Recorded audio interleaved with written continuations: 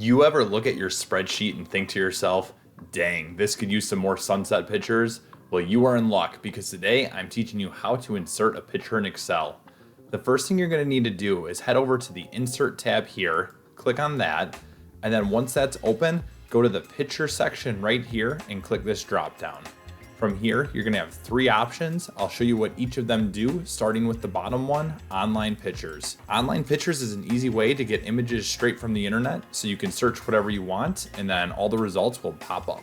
Stock Images is pretty similar. Again, you search the topic that you want, and it will pull up professional photos. And last but not least, you can select from this device. This is going to allow you to choose your own photos that you took. All you need to do is select the image that you want, and then click Insert here. And now we've got a beautiful image of a sunset in our Excel spreadsheet. Make sure you like the video that you're watching right now and subscribe to the channel if you haven't already. Thanks again for watching.